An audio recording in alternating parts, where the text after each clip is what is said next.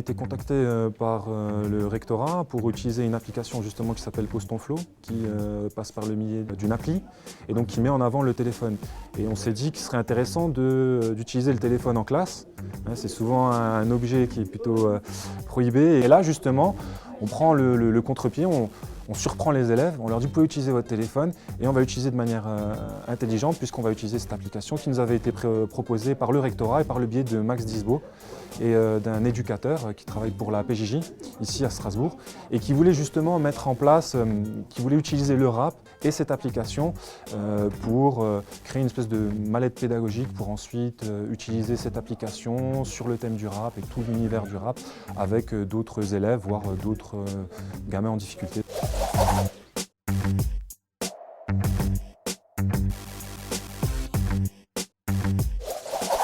On démystifie le cours de français et la langue parce que on sort du cadre purement scolaire et très rigide et parfois contraignant pour les élèves, même parfois asséchant. Ils ont du mal à se libérer. C'est une façon pour eux de s'approprier la langue française. On sort du travail qui va supposer une note, où il faut respecter une structure, il faut faire plaisir au professeur. Là, c'est vraiment se faire plaisir à soi-même. Aussi, si on réussit à se faire plaisir à soi-même, ça veut dire que le texte est bon, ça veut dire que l'image fonctionne bien et du coup, on va faire plaisir aux autres. Et il y a quelque chose de gratifiant par le regard de l'autre.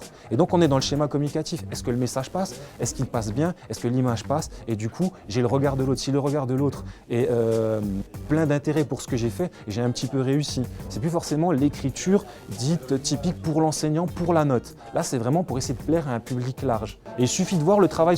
Souvent, les élèves, quand vous leur demandez d'écrire, il y a pas que les élèves, même nous, en tant qu'adultes, il y a parfois la page blanche, on n'y arrive pas.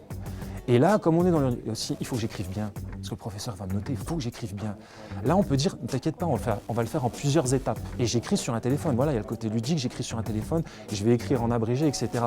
Mais attention, après, quand on va écrire le texte, il faut quand même revenir au fondement. Mais justement, on montre qu'il y a plusieurs niveaux, plusieurs étapes. Liberté et contrainte.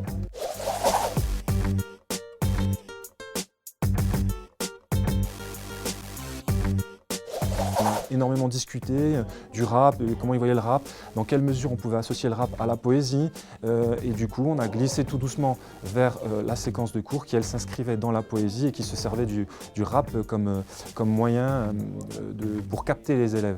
À partir de là, une fois qu'on a placé les bases, on s'est lancé tout doucement, on allait tout doucement vers l'écriture. Puisque dans les premières étapes, on a donné, on va dire, un peu de quelque chose de solide à l'élève, de la culture pour qu'il puisse construire son texte. On les a essayé d'écrire en toute liberté.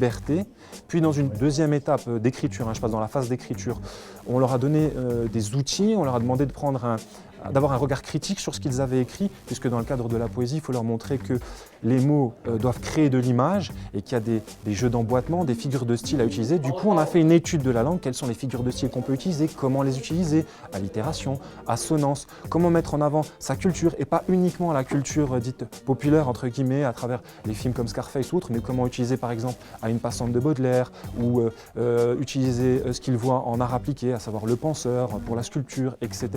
Et du coup, à partir de là, une fois qu'ils ont amassé assez de culture, assez de matière, qu'ils ont déjà produit un premier écrit, on leur demande de revenir sur cet écrit, de le nourrir avec des éléments culturels, des images fortes. Et ensuite, il y a une troisième phase d'écriture qui, elle, se fera par l'intermédiaire, cette fois-ci, de l'outil informatique. Ça permet de prendre du recul, ça donne du temps et ça donne un côté encore plus ludique. Et du coup, enfin, la dernière phase de la séquence, quand on quitte l'écriture, c'est la phase où on revient sur l'oral, on revient sur la lecture et là, ils vont utiliser l'application pour poser leur texte ou rapper leur texte sur l'application. Et c'est ce qui est intéressant parce que cette fois-ci, on sort aussi du domaine pur de la note. Il y a plusieurs niveaux d'émulation. Il y a l'émulation entre les camarades puisqu'on a créé des groupes. Chaque groupe voulait faire le meilleur texte sur le thème qu'il avait choisi puisque comme on s'inscrit dans la littérature, on a choisi des topos, l'ego trip, l'exaltation du moi littéraire pour les romantiques. On a choisi l'amour, le topos amoureux, la muse et on a choisi aussi quelque chose de plus personnel, à savoir l'écriture du souvenir, une forme d'écriture autobiographique presque, mais toujours dans le cadre de la poésie, en respectant la structure de la poésie, chose que l'on avait vue en amont. À la fin, ça vous donne un texte de rap poétique qu'ils vont poser, rapper par le biais de l'application et qui leur offre un petit studio portable.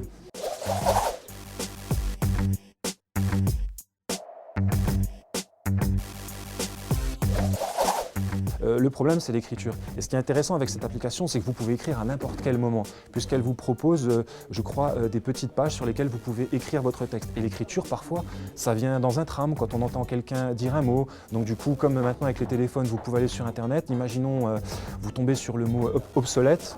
Donc l'élève se dit « Ah tiens, un mot obsolète, il sonne bien, il rime bien, j'aimerais bien voir ce que ça veut dire ». Il va aller chercher la définition du mot et peut-être qu'à partir de cette définition, il va commencer à écrire, mais comme il n'a pas de feuille et de stylo, il va écrire directement sur son téléphone et il va développer des structures et autres. Ensuite, nous, ce qui est intéressant, à partir de ce qu'il a écrit sur son téléphone, on va pouvoir voir quels sont les points faibles de l'élève, par exemple en grammaire, en orthographe, en vocabulaire.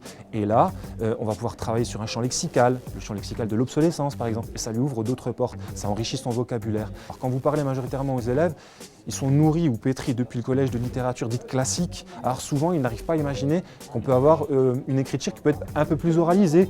Et souvent, ils ont des difficultés entre les niveaux de langue, le familier, le soutenu. Ils s'imaginent que dès qu'on parle de littérature française, obligatoirement, on est dans le soutenu. Alors que si vous leur donnez du Céline ou d'autres textes, normalement, ils voient qu'il y a un retour vers une oralité brute et qui participe du style. Donc, on démystifie dans le sens où le français n'est pas forcément une structure rigide, c'est pas quelque chose de rigide. Il y a une évolution en termes des mots. Bien sûr, il y a une rigidité en termes de grammaire et de syntaxe, mais il y a une évolution et un foisonnement énorme en termes de vocabulaire, d'emprunt, etc.